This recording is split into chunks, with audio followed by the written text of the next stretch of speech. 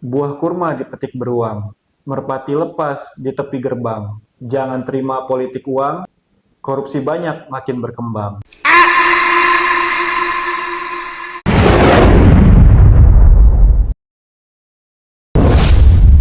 Apa kabar Mas Tri? Alhamdulillah sehat Mas Fahmi. Kembali lagi kita di Oh iya, podcast Ngobrol Sepatu. Ngobrol asik seputar ntar pemilu pemilu. bareng Mas Tri lagi dari SDM. Jadi kita saat ini sedang mengadakan perekrutan CPNS, Mas Masih ya. proses, Masih masih tahapan. proses Iya. perekrutan. Nah, saat ini timelinenya apa nih, Mas? Masih seleksi administrasi kah? Eh, Langsung saja Mas Fahmi ya dan rekan-rekan sahabat Bawaslu, sahabat ngobras sepatu. Saat ini untuk administrasi sudah selesai Mas Fahmi tahapannya. Oh, sudah Nah saat selesai. ini masih tahapan verifikasi administrasi oleh instansi terkait. Nah, Oh, untuk gitu. pengumumannya sendiri nanti akan diumumkan eh, rentang waktu dari tanggal 14 sampai dengan 19. Tapi kemungkinan untuk Bawaslu akan diumumkan di tanggal 19 September Oh, gitu. untuk Jadi pengumuman hasil administrasinya. jadi seleksi administrasi Bawaslu kemungkinan pengumumannya tanggal 19 19 September, September, Mas ya. iya, hari terakhir sesuai Oh, deadline dari BKN. oke. Ini pertanyaan dari 2.000 orang nih, Mas. Kemarin kita sudah buka sesi pertanyaan di story Instagram Bawaslu Kaltara. Nah, jadi selanjutnya setelah pengumuman administrasi, selanjutnya tes apa nih, Mas? Nah, setelah pengumuman administrasi ini kan nanti kategorinya ada dua peserta nih Mas Fahmi. Yang pertama TMS ya tidak memenuhi syarat, yang kedua jadi MS. Nah, untuk selanjutnya bagi yang kawan-kawan TMS ini diberikan kesempatan untuk menyanggah ya Oh, untuk jadi banding gitu, Mas ya ya. seperti banding begitu. Nah, untuk masa sanggah ini mulai tanggal 20 sampai dengan 22 September selama 3 hari 3 hari ya masa untuk sanggah. sanggah Setelah itu gitu. pengumuman lagi gitu, Mas ya. Setelah itu BKN memberi kesempatan kepada Bawaslu untuk menjawab menjawab Sanggahan. sanggahan-sanggahan dari Oke. para peserta ini selama 4 hari dari tanggal 20 sampai dengan 24 September. Nah, kemudian pengumuman pasca sanggah atau pengumuman final ini udah pengumuman paling akhir ini tanggal 23 sampai 29 September. Oke. Tuh, Mas Fahmi. Nah, setelah itu timeline selanjutnya adalah tes apa itu, Mas? Nah, setelah masa sanggah selesai, akan dilaksanakan SKD, seleksi Oh, kompetensi dasar. Nah, ini untuk Bawaslu sendiri itu dimulai dari tanggal 16 Oktober sampai dengan 14 November. Nah, ini oh, masing-masing titik lokasi itu berbeda-beda Mas Fahmi. Nanti untuk jadwal selanjutnya akan diinfokan oleh instansi terkait. Gitu. oh, berarti selama rentang tanggal itu nggak berbarengan gitu, Mas ya, setiap provinsinya gitu menyelenggarakan Iya, tes CAT ya. CAT, Mas ya? CAT. Oke. Untuk seleksi kompetensi dasarnya menggunakan CAT dilaksanakan di titik lokasi yang sudah ditentukan oleh BKN ini. Jadi BKN Oh, kan punya Kanrek dan UPT BKN. Nah, UPT oke. BKN itu tersebar di provinsi seluruh Indonesia. Ya. Nah, peserta sebelum mendaftar itu kan bisa memilih itu di titik Hmm. lokasi mana. Hmm. Nah, sehingga untuk pelaksanaan tesnya berbeda-beda. Misalkan di Kalimantan Utara tanggal 16, di Papua bisa jadi tanggal 14 November. Oh Nah, itu gitu. Jadi beda-beda. setiap masing-masing provinsi itu tidak berbarengan Tidak gitu, Mas ya. berbarengan. Nah, itu tergantung wilayahnya, kemudian nanti akan diinfokan untuk jadwalnya, untuk lebih Oke. rincinya. Nah, ini satu lagi Mas Fahmi. Sebelum pelaksanaan SKD ini, oleh BKN peserta diberi kesempatan untuk menggunakan nilai SKD yang tahun kemarin. Oh, jadi Untuk nilai tes SKD tahun kemarin tahun lalu bisa bisa digunakan lagi digunakan untuk SKD untuk tahun SKD tahun ini. 2024. Nah, ini BKN memberi kesempatan eh, tanggal 18 sampai dengan 28 September. Nah, Oh, itu nanti gitu. peserta peserta yang kemarin sudah mengikuti SKD dan masih punya Hmm. sertifikat nilai hasil SKD itu bisa digunakan. Nah, itu Gitu. digunakannya setelah SKD tahun ini, Mas? Apa sebelum? Sebelum, Oh, sebelum. Jadi nanti sebelum. dari sistem akan mengkonfirmasi peserta apakah menggunakan nilai Tahun lalu. tahun lalu atau akan ikut tes. Oh, Kalau gitu. misalkan salah satu peserta menggunakan nilai SKD tahun lalu, berarti tidak bisa ikut tes SKD tahun 2024. Oh, Tuh, iya. tapi sebaliknya kalau misalkan memilih menggunakan atau mengikuti tes tahun 2024, Dia nggak bisa pakai nggak bisa pakai nilai nilai yang tahun lalu. tahun lalu gitu. Oke. Pilihan Mas Fahmi.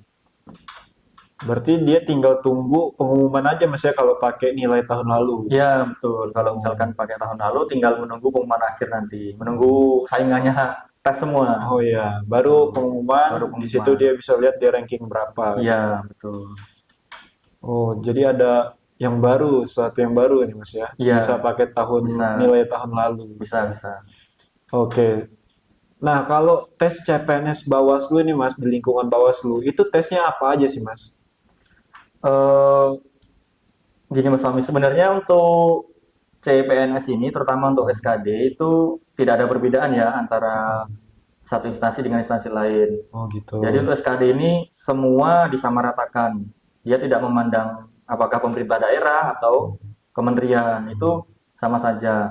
Nah, untuk lebih detailnya ini rekan-rekan, sahabat Ngobras bisa buka di keputusan Menpan RB nomor 321 tentang nilai ambang batas SKD. Oh gitu. Nah, untuk tesnya ini Mas Fahmi ada tiga. Yang pertama TWK, ya, tes wawasan kebangsaan. Kemudian ada TIU, tes intelijensi umum, dan TKP, tes karakteristik kepribadian. Oke. Jadi Nah, di SKD tiga itu Mas ya. tiga Ada TIU, TKP, dan TWK. dan TWK.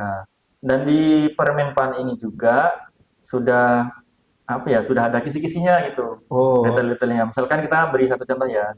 Nah, di TWK ini tes wawasan kebangsaan ini tesnya berupa yang pertama ada nasionalisme, kemudian ada integritas, bela negara, pilar negara, dan bahasa negara. Oh, Nah, itu. rekan-rekan enak nih, sudah dikasih kisi-kisi sama Menpan. Nah, silakan dipelajari lebih Jadi lanjut. tinggal belajar dari masing-masing poin itu ada penjabarannya lagi gitu Ada Mas ya. detailnya Mas Tommy. Termasuk TIU dan TKP juga sudah ada poin-poin apa yang nanti akan keluar Keluar. soalnya gitu. Sudah Oke. dimudahkan lah istilahnya. Jadi setelah SKD nanti pengumuman, setelah itu ada tes SKB Mas ya. Ya, Mas Tommy, setelah SKD selesai ya, tadi kan tanggal 16 Oktober sampai 14 November, kurang lebih 28 hari Ya. itu pelaksanaan tes SKD. Kemudian pengumuman hasil akhir ini diumumkan pada tanggal 17 sampai 19 November. 17 sampai 19 November November. pengumuman hasil SKD. Pengumuman hasil SKD. Ya. Nah, setelah diumumkan, Itu nanti setelah mau ke SKD itu berapa kali formasi itu Mas yang diseleksi dari SKD-nya? oh ya, ini penting juga. Jadi untuk peserta yang sudah mengikuti seleksi SKD itu nanti diberi alokasi sebanyak 3 kali kebutuhan dari formasi tersebut. Oh gitu. Yang akan mengikuti SKB. Misalkan nih di formasi analis hukum Bawaslu Provinsi Kalimantan Utara itu ada satu formasi, berarti yang berhak mengikuti sebanyak 3 orang. 3 orang. Oke. Atau misalkan di analis SDM aparatur di Bawaslu RI itu kan ada sekitar 9. Berarti yang berhak mengikuti seleksi kompetensi bidang atau SKB itu sebanyak 3 kali dari 9 formasi, berarti sekitar 27 orang. 27 orang. Itu Untuk gitu, yang lanjut ke tes SKB, gitu ya, Mas ya. untuk Nah, di SKB itu apa aja itu Mas yang nanti akan di soal-soal yang nanti akan dikerjakan oleh teman-teman pelamar CPNS nih Mas? ya, jadi ini perbedaan yang paling mendasar Mas Fahmi antara SKB dan SKD. Kalau SKD tadi kan dia sifatnya global, ya semua sudah ditentukan oleh Menpan dan sama rata, itu tidak membedakan antar instansi. Tapi untuk SKB ini dia yang membedakan yakni soalnya nanti keluar per masing-masing formasi. Oh, jadi Per masing-masing formasi. walaupun dia di Bawaslu, tapi kalau formasinya beda, soalnya juga berbeda. Soalnya juga beda. Jadi Oke. apa ya? Bukan karena di Bawaslu semua sehingga nanti soalnya tentang kebawasluan enggak. Oh, Jadi misalkan di Bawaslu kan ada analis hukum, ada penata kelola pengawas pemilu, ada keuangan. ada keuangan juga. Nah, itu soalnya masing-masing beda. Jadi misalkan di analis hukum itu yang membuat soal nanti instansi pembina, yakni dari Kemenkumham. Oke, dari induk gitu mas Dari ya instansi istilahnya. induknya yang membina formasi tersebut. Misalkan Oke. daftarnya di analis keuangan. Hmm.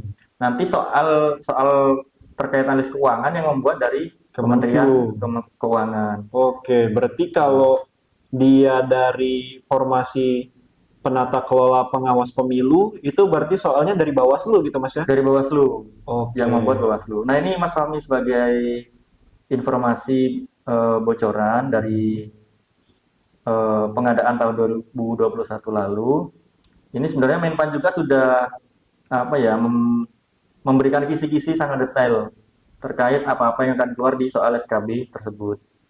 Misalkan nih kita beri satu contoh terkait formasi analis hukum ahli pertama. Nah, Hmm. ini soal yang akan keluar. Yang pertama ada kemampuan umum dan kemampuan khusus. Nah, kemampuan umum ini seperti ilmu hukum perdata, hukum pidana, hukum tata negara, dan sebagainya. Kemudian kemampuan khusus seperti memahami analisis dan evaluasi dokumen perjanjian dan melaksanakan perjanjian antar instansi pemerintah. Nah, ini Oh, artinya sudah di spill ya, iya. diberi kisi-kisi dari Menpan terkait eh, formasi formasi dan soal yang akan keluar gitu. Berarti Itu Mas Fahmi. teman-teman pelamar CPNS tinggal buka peraturan Menpan RB Mas ya, Iya, nomor 321. itu yang SKD tadi. Oh, itu yang SKD. Kalau Eh, yang SKB? untuk yang SKB ini yang 2024 ini belum keluar Mas Fahmi. Oh, belum Tapi keluar. teman-teman Tapi bisa bisa dilihat di tahun cari 2021. 2021 ini Oke. surat nomor B-1625 ya terkait materi pokok soal kompetensi bidang. Nah, Oke. itu sudah rigid semua. Ya, semua informasi sudah ada di situ. Oke. Nah, setelah SKB pengumuman nih Mas ya. Ya, Nah, nanti berarti tinggal eh, pengisian DRH gitu Mas ya. ya Mas Fahmi. Jadi setelah peserta ini melaksanakan seleksi kompetensi bidang, ini dilaksanakan di tanggal 9 sampai dengan 20 Desember. Itu Oke. selama 11 hari. Nah, setelah itu nanti hasil nilai SKB ini akan diolah oleh instansi dan BKN. Ya, diintegrasikan antara nilai SKD dengan SKB.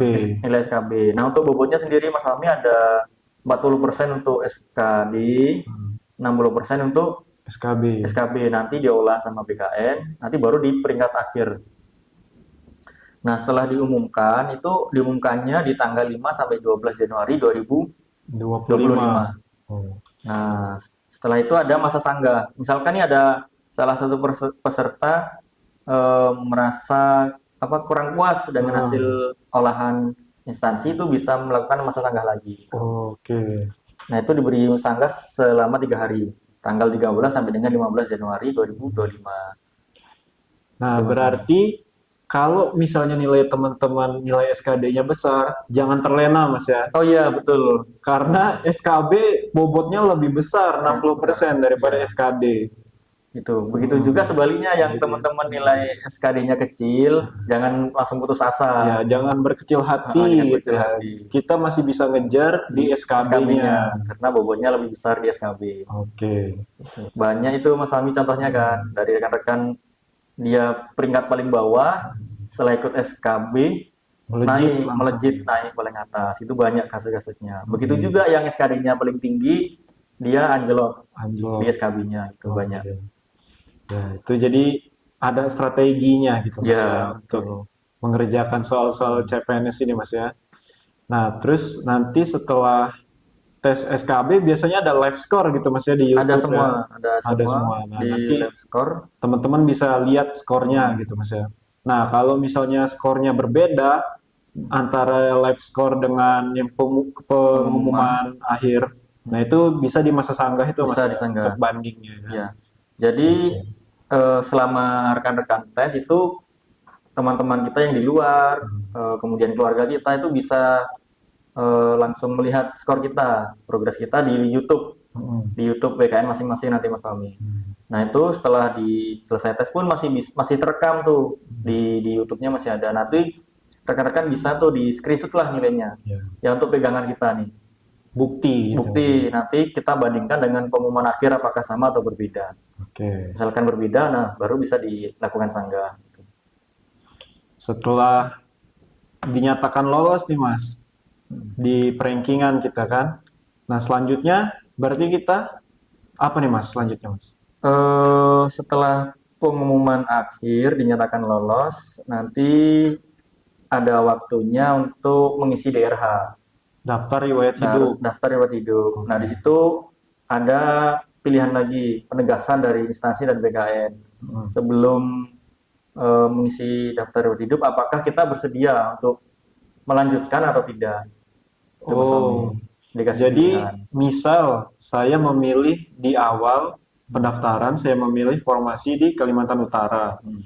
Nah, nanti di DRH saya bisa melanjutkan atau tidak melanjutkan gitu Mas. Ya, apakah bersedia melanjutkan menjadi CPNS di Bawaslu atau tidak? Misalkan tidak, kita pilih tidak Hmm. dan mundur.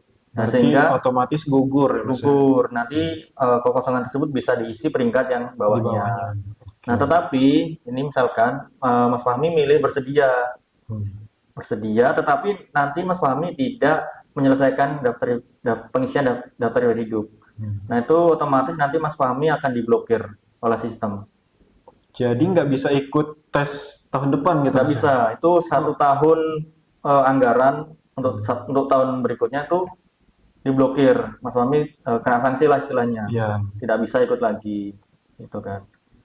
Yang menurut saya paling penting nih Mas ya, penempatan ya Mas, masalah penempatan teman-teman CPNS 2025 ya Mas ya. Iya, iya. Nah, ini gimana nih Mas skema penempatannya Mas? Saya dengar-dengar ada skema yang baru nih Iya, untuk di betul, Bawaslu. Mas. Jadi khusus Bawaslu ya, kita membicarakan ke rekrutmen khusus di Bawaslu. Ya. Jadi untuk riwayat-riwayat sebelumnya, itu di Bawaslu kan penempatannya masih umum tuh. Kita Iya. daftar di Sekretariat Jenderal, nanti ditempatkan, kita nggak tahu nih, kita nggak tahu ditempatkan di mana. Kayak misalkan saya dari Lampung, nggak tahu di Ya. Kalimantan Utara, Mas Fahmi juga kan. Ya. Ada yang dari Jawa terus ke sini gitu, dan sebaliknya. Tapi khusus untuk pengadaan tahun 2024 ini, rekan-rekan sudah diberi kesempatan untuk milih dari awal. Milih dari awal Penempatan penempatannya. di mana? Sangat Maunya di rigid mana? ya. Oke. Dia bukan lagi milih di provinsi, tapi sampai dengan kabupaten Kabupaten kota, di sebagian mana dan informasinya apa. Oh. Serigid itu, sedetail itu untuk tahun ini Mas Fahmi. Itu. Jadi nanti teman-teman apa nggak bisa komplain kenapa saya ditempatkan di sini, karena itu kan sudah milih dari awal. Iya, iya. Dan betul. teman-teman juga apa ya sudah mengetahui ketika memilih penempatan di situ ya resikonya nanti akan ditempatkan di situ gitu. Iya. Nggak ada ruang untuk mengeluh dan sebagainya gitu Mas Fahmi. Jadi penempatannya nggak random lagi Mas Nggak ya? random, nggak random. Karena dari awal sudah memilih. Sudah memilih. Oke. Nah, itu bagaimana tuh Mas? Yang misalnya formasi di Kalimantan Utara nih kan, saya milih analis hukum. Nah, tapi di situ hanya satu yang diterima, formasinya kan satu. Betul. Nah, kalau yang nilainya lolos, ya ada 2 atau 3 orang yang lolos di formasi yang sama. Nah, itu bagaimana tuh Mas? Siapa yang menempati formasi analis hukum di Provinsi Kalimantan Utara, Mas? Nah, untuk penempatan tentu saja yang berhak menempati yang ranking tertinggi Mas Fahmi ya. Oh, Tetapi gitu. ini ada kasus ya, ada kekhususan lah. Nah, ini kemarin kita rapat dan diberitahu oleh BKN. Mhm. Ini misalkan nih analis hukum di Provinsi Kalimantan Utara. Ya. Nah, ini ketiga peserta yang mendaftar di situ tidak lolos SKB. Atau tidak lolos SKD maksudnya. Ya. Sehingga kan otomatis formasi tersebut kosong. Ya. Ya kan, karena kan yang tidak lolos passing grade SKD, Ya. dia nggak bisa ikut SKB. SKB. Nah, nanti kekosongan tersebut akan diisi oleh di penempatan lain maksudnya. Oh, gitu. Yang nilainya masuk gitu Mas ya. Jadi nanti lolos rankingan gitu ya. yang formasinya sama, analis hukum, yang memilih analis hukum nanti di Oh, peringkat secara nasional. Nanti yang tertinggi bisa mengisi yang kosong, yang lokasi-lokasi formasi yang kosong tersebut. Misalkan di Provinsi Kalimantan Utara analis hukumnya kosong, kemudian di Jambi kosong, di Jawa Barat kosong, tetapi di Jakarta nih numpuk. Ya di sana banyak. Nah, nanti di peringkat yang peringkat 1 misalkan di Kalimantan Utara, peringkat 2 di Jambi, peringkat 3 di Jawa Barat. Oke. Gitu. Berarti yang peringkat pertama di formasi itu, itulah yang berhak menempati, Mas ya. Iya, Nah, yang peringkat 2, peringkat 3 yang sama-sama nilainya lolos, itu tetapi tetap diberi kesempatan lagi Mas Fahmi. diberi kesempatan, Di tapi penempatannya di random provinsi di lain. provinsi lain yang masih terdapat Oke. kekosongan peserta gitu. Jadi ini ada kesempatan juga bagi teman-teman nanti yang tidak lulus finalnya ya, finalnya dia peringkat 2, 3. Itu nanti masih ada kesempatan lagi untuk di peringkat secara nasional, nanti untuk ditempatkan di formasi-formasi yang kosong. Oke. Itu masih ada harapan lagi Mas Fahmi. Ya. Berarti tetap dapat kursi, Mas ya. Ya, Tetap dapat kursi. kalau ada yang kosong. Tapi tidak sesuai penempatan Ya, atau betul. pilihan dia di Tidak sesuai penempatan. pilihan. Tapi tetap jadi CPNS. Jadi CPNS, tapi di provinsi di lain. provinsi lain. Dan itu pun kalau ada kekosongan di situ. Berarti clear ya teman-teman pembahasan kita tentang CPNS. Ya, sampai Nah, kalau misalnya masih ada pertanyaan, silahkan komen di bawah. di kolom Nah, komentar. nanti kita kalau ada pertanyaan lagi, kita akan undang lagi Mas Tri untuk menjadi pembicara di podcast kita, Ngobras Sepatu. Nah, sekian podcast kita pada hari ini. Wabillahi taufik wal hidayah. Wassalamualaikum warahmatullahi wabarakatuh. Masalah. Terima kasih Mas Tri. Oke.